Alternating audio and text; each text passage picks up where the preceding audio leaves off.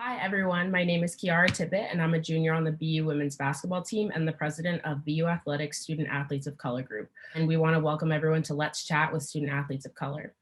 In celebration of Black History Month, Let's Chat will be hosted throughout the month of February each week. We'll welcome student athletes from various teams to chat about race, reflection, education, and more in hopes of creating a space for dialogue learning across our community. This week, we're joined by BU Men's Lacrosse, and if you could all introduce yourselves, and Michaela, if you could go first.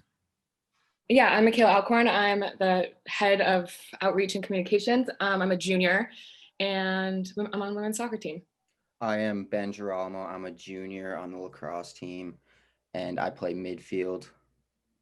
Hi, I'm Nick Ellerton. I'm a fifth-year senior here on the men's lacrosse team, and I play defense. I'm Nick Mueller. I'm a senior, and I play defense as well. Awesome. Thank you guys so much. So we just want to really talk about some topics that have been going around this last year, especially the political climate has been especially tense this last year with the Black Lives Matter movement, as well as we've had some meetings as BU SAOC, but also the athletic department hosted some forums. And we just wanted to know if you felt comfortable having like these really tough conversations with your peers, whether that's your friends, family, or even your teammates over this last year or so.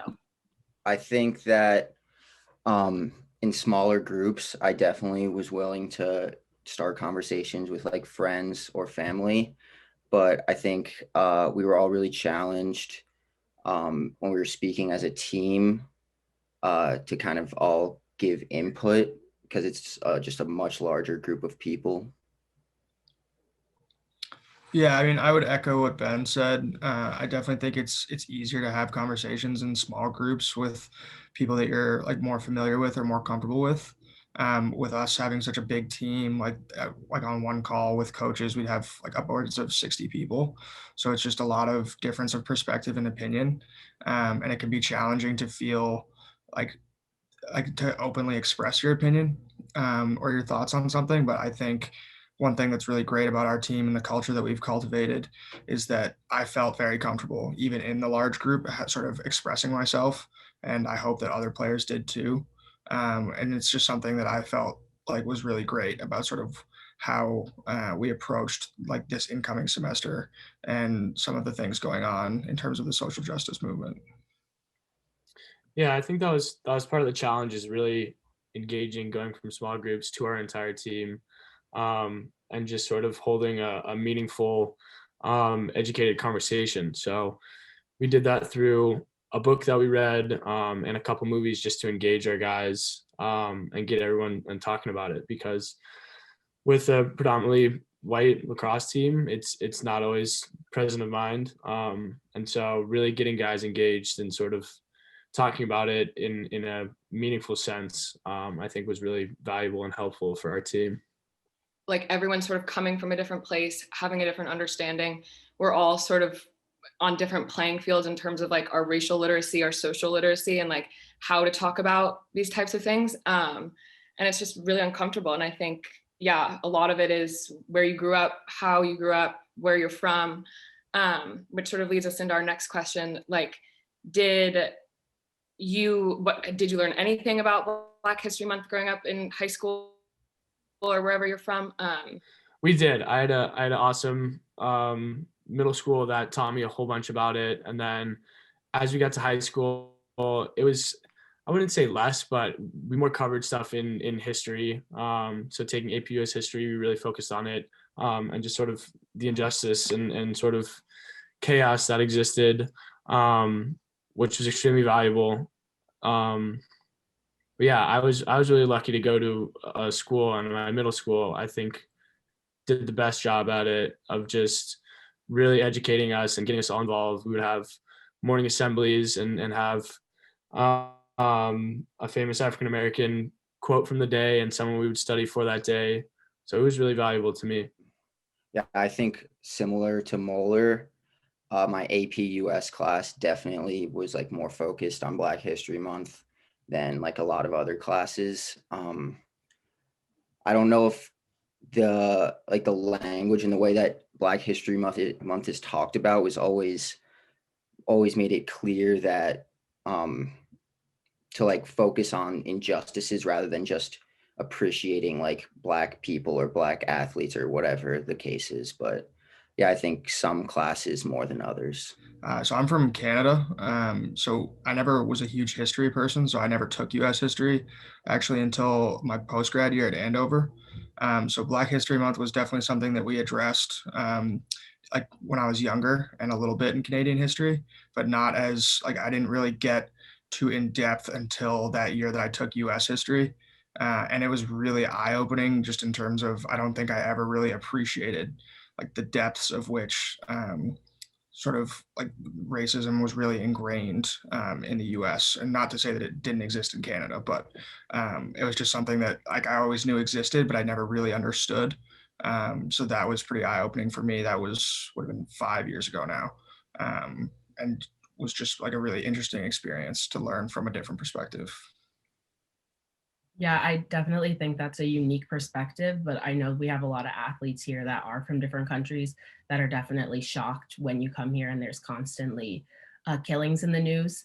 Not to be super negative, but I was wondering, is there like a different way? Is there a Black History Month in Canada, or is that, oh, there is? Okay. There is, yeah. I just meant more so like I didn't really understand as well, like how deeply rooted the history of it was. Obviously, I understood why we have Black History Month, and I understood sort of some influential figures from over the years, like influential people, but I wasn't as familiar with exactly like what the dynamic was and sort of how things developed. Yeah, that makes sense. I think a lot of the time, like when we're celebrating Black History Month, people focus on the history part, but like a lot of the progress is being made like right now, especially with the different movements going on and the different organizations taking the lead on focusing on social justice. And we also just wanted to know, is there a reason why you wanted to join or come to the meetings? I know a bunch of your teammates came to our last meeting in 2020, which was really interesting to see because we hadn't seen a lot of you before. I know Ben had been to a lot of the meetings last year. So I was just wondering if there was a specific reason and if you liked that meeting.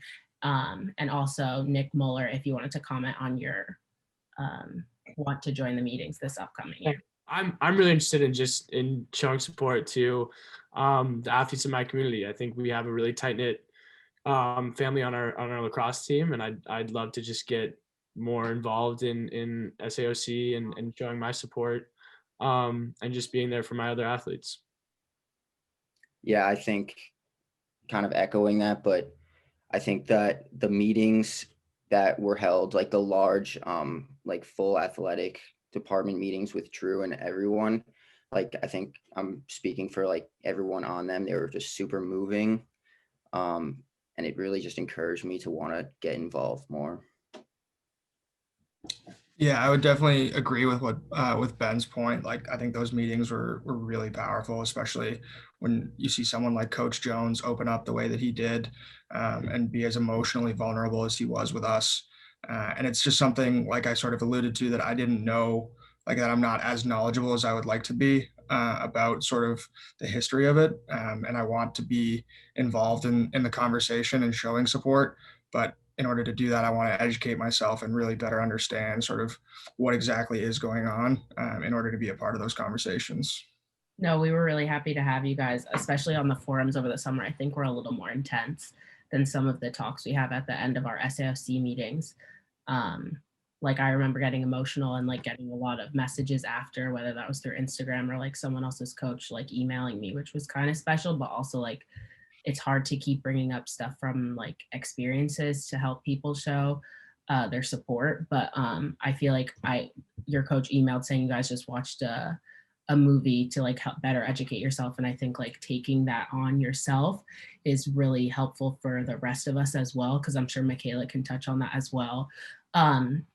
Just like re-traumatizing yourself is also detrimental to the Black community.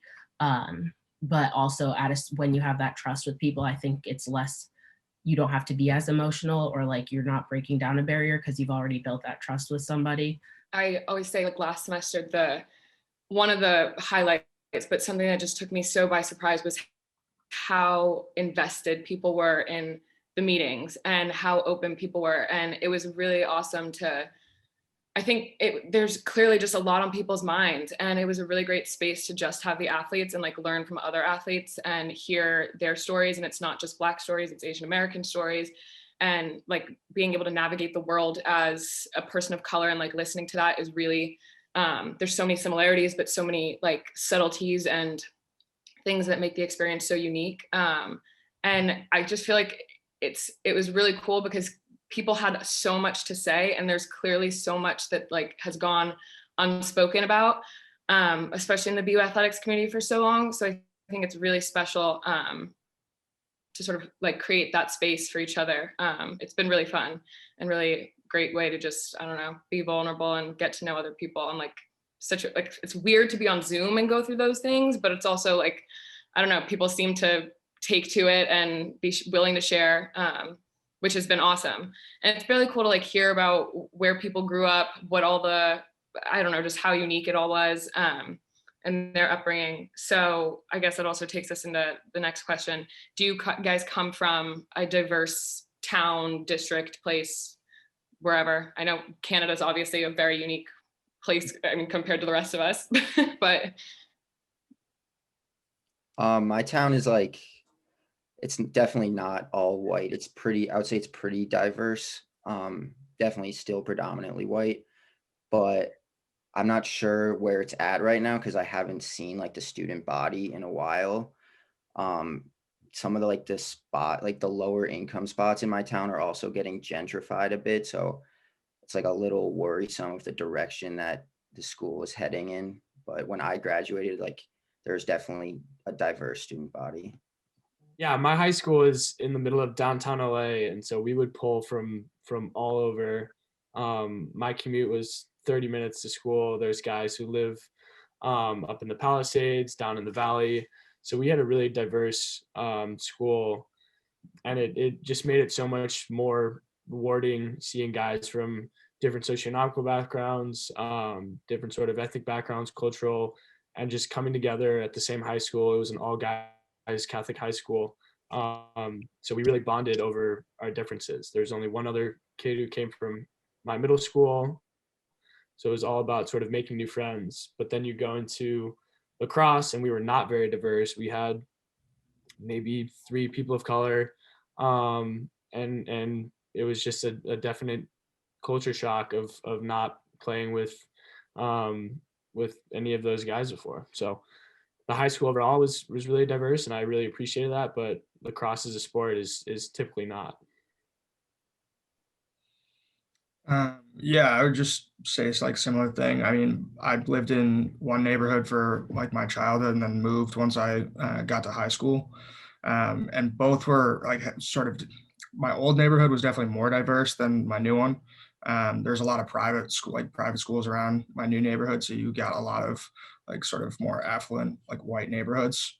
But my year at Andover was really eye-opening. They have people like students from I think 97 different countries or something like that, and it was just like a really incredible opportunity to experience some things that I'd never seen before, like to be in such a diverse place with faculty that were also diverse and that encouraged that diversity and embraced it. Was not really something that I'd experienced until that point. So it was pretty cool. I come from a very diverse town, so coming to Boston University was kind of a nightmare. I'm not gonna lie. I was really just surprised to always be the only Black person in the class, and then also like only be the only person that I see that's Black walking around.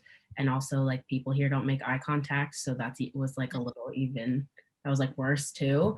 But definitely getting used to it, especially with these meetings and seeing like different people's perspectives and like why they think like that, because I don't think people purposefully make you feel isolated. But I would also like to talk about or ask you guys, like, why do you think lacrosse is such a predominantly white sport? Like, do you think it's because of like, because you have to own a stick, or like location, or because I know like for like certain sports like basketball or soccer, like there's always a field and you only need a ball. or a basket, and they're also in like neighborhoods with more brown and Black people. But I was wondering what you guys thought on that, and also if you think it's getting better for what you've seen with the people you play or other teammates on different teams that you've had in the past. I definitely think a really big reason is an issue of access, like you alluded to. Lacrosse equipment is pretty expensive for the most part. Similar to, like, I grew up playing hockey. Like, hockey is a tough sport in terms of access because there's so much more equipment involved. And along with the cost of equipment, like, it's not like field time and like the expenses to travel and like get yourself in front of coaches, like that's more money. And like, again, an issue of access, like to get recruited, like you want to go to the best recruiting tournaments, play for the best teams, but those cost a lot of money. So financially, like an issue of access is really a big problem in the sport. But I do think that it's getting better, certainly than it was. And I think even in the last couple, like 2 or 3 to 5 years, they've made a lot of strides just in terms of recognizing how predominantly white the sport is and trying to grow the diversity. Specifically, like an organization like Harlem Lacrosse. I don't know how long they've existed off the top of my head, but they just do some really interesting work in terms of like trying to solve some of those access issues by like doing equipment drives, bringing the sport to places where they might not have heard of it before. Just putting it in front of them as an opportunity that like you can use this sport to get yourself like a better education. You can get yourself to an institution you might not have had access to, and using the sport as a gateway rather than like a blockage. Yeah, I really like that idea of like using it as a gateway, because that's basically, I feel like a lot of people in lacrosse, as there's no, well, the PLL is obviously like the new best league that we have, but before that, there was never really like a professional league where you could like make it your goal to get there because you can make a living from it. It's always been like kind of an education driven sport, which I think is a great thing for like, if we can make that accessible to lower income areas, I think that could just help a lot of communities. Yeah, they both touched on great points. I think the accessibility is one of the toughest. Finding good fields and then affordable gear. I started playing at my local park, and my dad got really involved. So I come home with all my BU gear, and I'll come home and see kids running around the field using all my hand-me-down gear. So our gear drive's great, and that's super important. And Harlem Lacrosse has done a lot of that. I've also worked with them, and they get really involved with actual schools. So less of just running lacrosse camps and practice. They'll actually get involved. They'll be in classrooms teaching, and their curriculum is academic based, and then lacrosse second. But using lacrosse as a gateway to stay involved in class, to get more access, and then more opportunities to play lacrosse. So similar to me, in Los Angeles, lacrosse is very much an East Coast sport. So I spent most of my summers flying to the East Coast to go to the better recruiting tournaments, which is a privilege. I had parents who supported me. I had family on the East Coast that would take me in over the summer.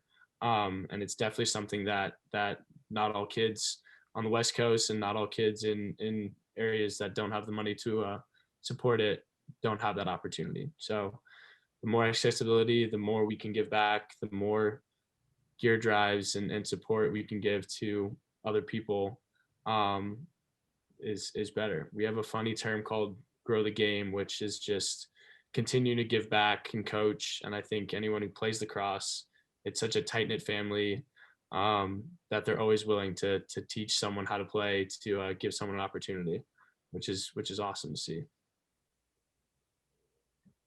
Yeah, that's awesome.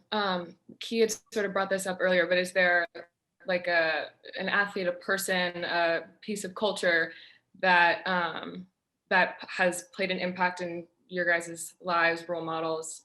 Definitely music for me, or just like any arts in general. There's so many Black musicians that are just like my favorite artists.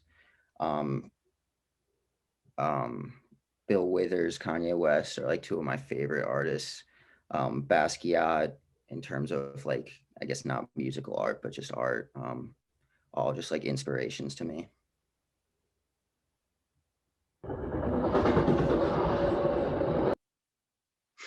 That's Nick's train. Comes by every once in a while. I grew up with Kyle Harrison, who's a really famous athlete, lacrosse player, coming and just sort of coaching. And I just always thought it was amazing that he was coming and was considered one of the best lacrosse players in the country. And he's coming to these camps where it's all just privileged white kids. And I'm like, this guy could do so much more and is doing so much more for the game, just being who he is, coming to talk. And I think he's done amazing things with the PLL.